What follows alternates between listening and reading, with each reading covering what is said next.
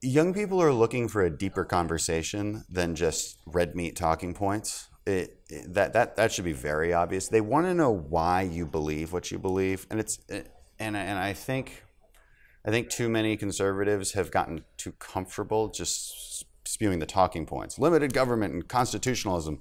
Great. What does that mean? We're joined at the Daily Signal by Congressman Dan Crenshaw of Texas. Congressman, good to be with you. Great to be with you guys. I want to begin by just asking you what it's been like to serve in Congress these past few months. Obviously, a lot of news coming out of Washington. What's it like to be a freshman coming to the House? It's a little bit like combat, just with less honesty. You know, I mean, that's what it's like.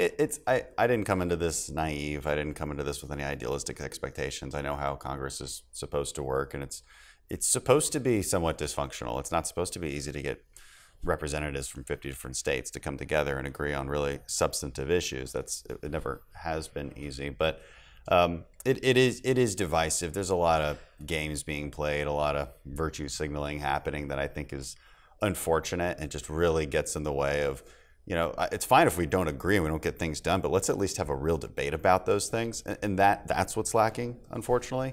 It doesn't appear to happen in committee. Most of the bills that we've seen come to the floor don't really go through any kind of committee process. They don't really go through a debate in any real way that normal Americans would think it would. And it's unfortunate because what the result is really nothing gets done. I mean, you're seeing bills come out of the House that have no chance of getting through the Senate, and they know that. So what's the point? You know, a lot of Democrats ran saying that they wanted to run to get things done and they don't care about party. And you hear that kind of rhetoric all the time from the more moderate Democrats. But in practice, it turns out not to be true at all. They have no intention of working with us. You have such a remarkable story in your own life. Tell us why you chose to run for Congress. Well, I never wanted to leave the military, so I got to back up a few steps to help people understand how this came to be. I was wounded in 2012, and I ended up leaving the military in 2016. So for those 4 years, I was fighting the DOD pretty hard to not leave. I wanted a medical waiver, wanted to keep deploying, and I did go overseas a couple more times, actually back to the Middle East and in Korea. Eventually, I just had to be medically retired late 2016, and I wanted to stay in public service.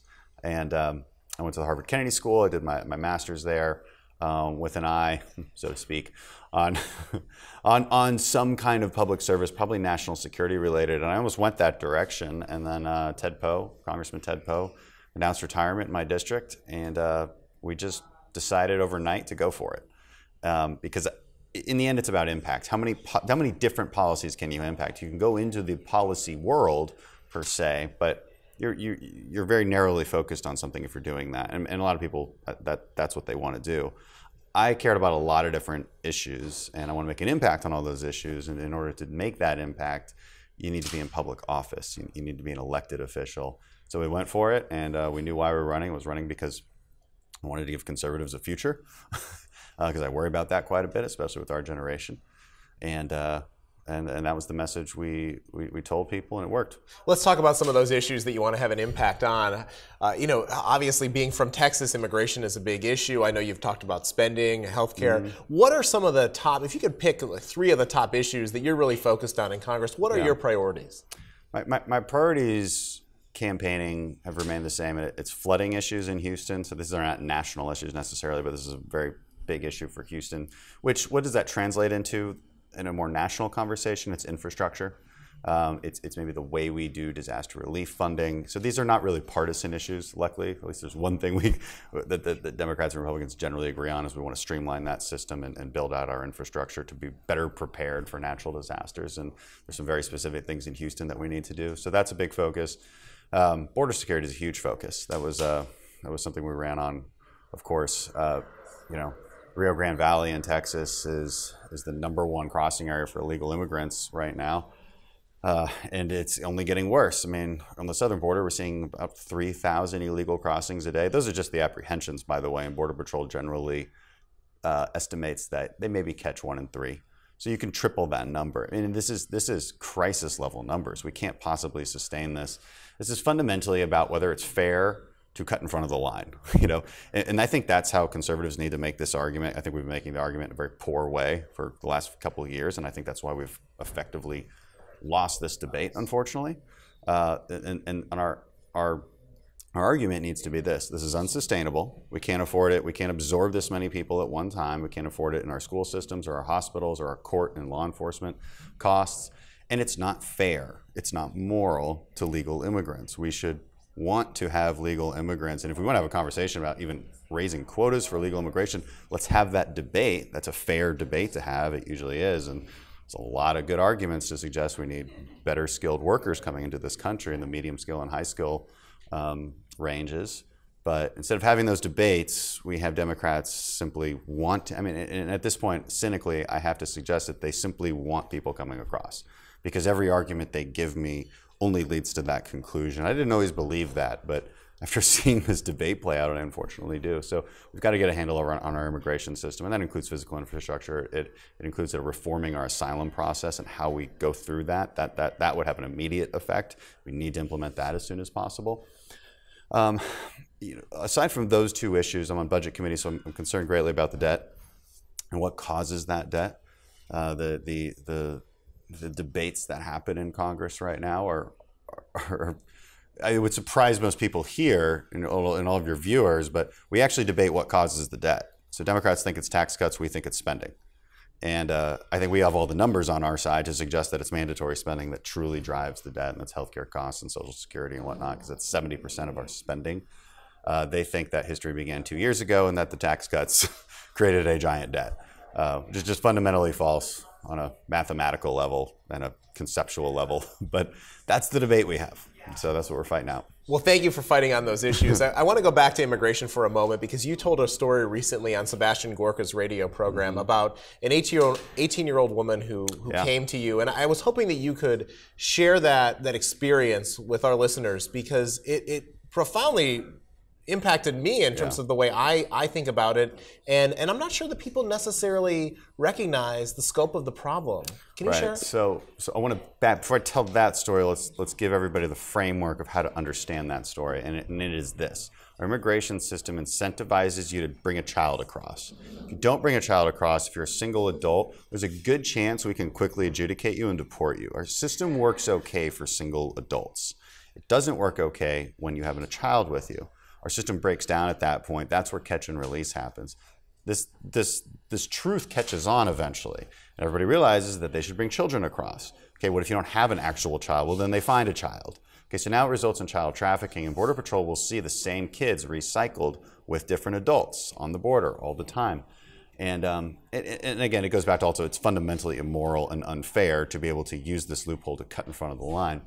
But it incentivizes child trafficking in pretty terrible ways. And trafficking, and who are they paying? It's the drug cartels. They have operational control of the border. Okay, so that's the framework. And so this particular woman, she was saved by a nonprofit organization that does sting operations and works with law enforcement, actually saves these kids all around the world, actually. It's really incredible what they do.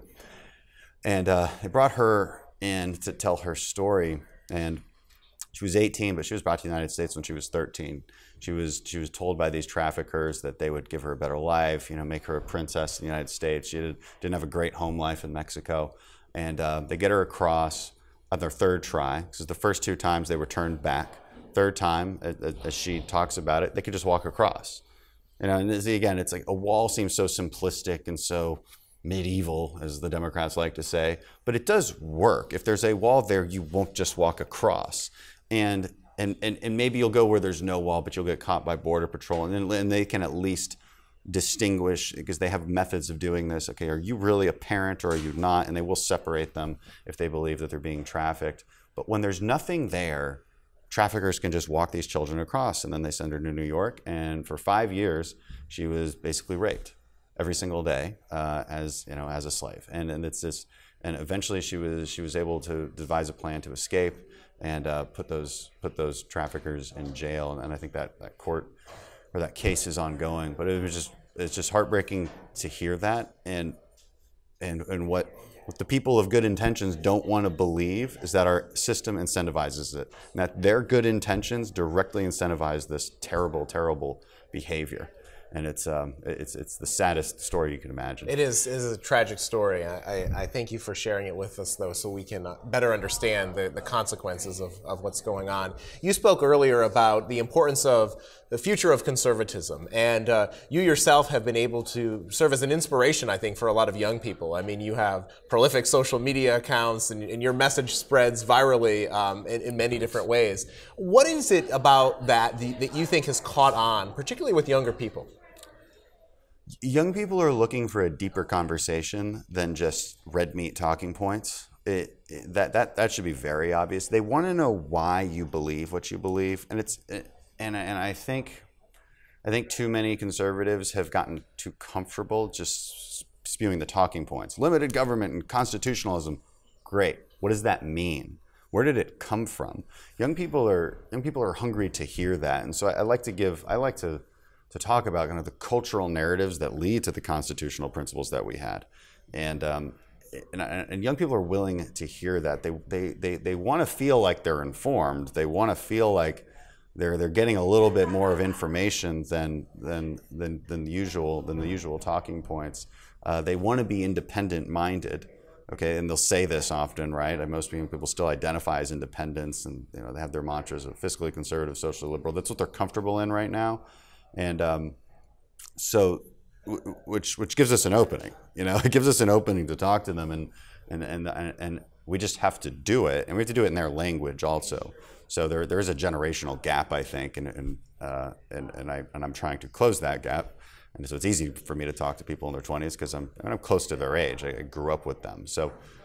It's not a lot more complicated than just engaging and going to college campuses and high schools and simply engaging and helping people understand why you came to believe what you believe. That is huge, because then maybe they'll find something they can relate with. So it's telling a story. Well, and one of the ways that you did engage and relate to people was through Saturday Night Live, of course. Yeah. So Saturday Night Live, for those who might not know, well, I'm sure many do, poked fun of you in an episode, and then a week later, you chose to show up and go on. Take us back to that moment and why you decided to do it the way you did. Well, it was a perfect opportunity, because they went far enough to make everybody outraged, but they didn't go. It was also clear that it was a bit of a misstep, and so we can have space for those missteps, and that's where we get confused sometimes in the public debate, because I'll get slammed because I'll criticize somebody and they'll say, "I thought you were forgiving." I'm like, well, no, they meant it. I mean, I still criticize words. What I don't do is criticize the intent or character of somebody, and that's the place we need to get to. And it was not clear that they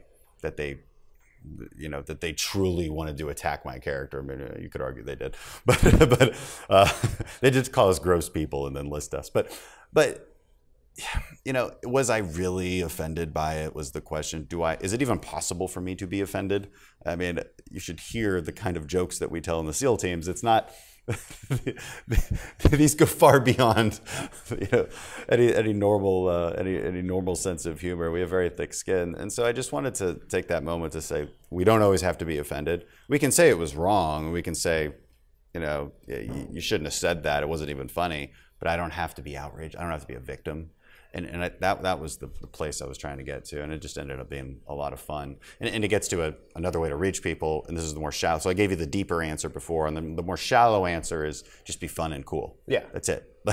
And then you will reach a lot of people that way. If they can see something of themselves in you, then they might want to hear some of the deeper ideas that you have. And we forget about how important that is to engage in pop culture. Absolutely, it's so important. I want to ask you finally. You yourself have certainly gained a lot of attention as a Republican member of Congress, but there are those on the other side of the aisle who have gained a lot of attention as well. Alexandria Ocasio-Cortez, Ilhan Omar. What's it like to be in that class with some of these other people who, almost on a daily basis, it seems, are front and center in the headlines? At first, it was sort of funny. Now it's getting worse. I mean, it's just the truth. It's becoming more divisive as they seem to get angrier and angrier and angrier. Almost everything that comes out of their mouth is really taking shots at somebody, oftentimes me. And so I'm not sure where to go from there. It's just getting to this point where I think try to ignore them as much as possible. Unless they're saying something that I think truly needs to be addressed. But what's it like? Geez, it's interesting. A lot of this plays out in the public sphere. It doesn't really play out behind closed doors. Again, we don't really get to debate each other on the House floor or in a committee, even if we're in the same committee. And like Omar and I are in Budget Committee, but during a hearing, she'll only show up when she's asking questions, and vice versa. All of us are coming in and out. There is not this debate that happens. You almost wish there was, and maybe a lot of people think there is, but there often isn't. And people need to understand that you're more debating the people giving witness testimony. So the only time that we actually interact is on social media, because there isn't another opportunity to really do it. And this is a debate of ideas. People can be upset about that, but it's kind of our job to go up there and publicly debate ideas, and do your best not to do ad hominem attacks. All right, and I never have.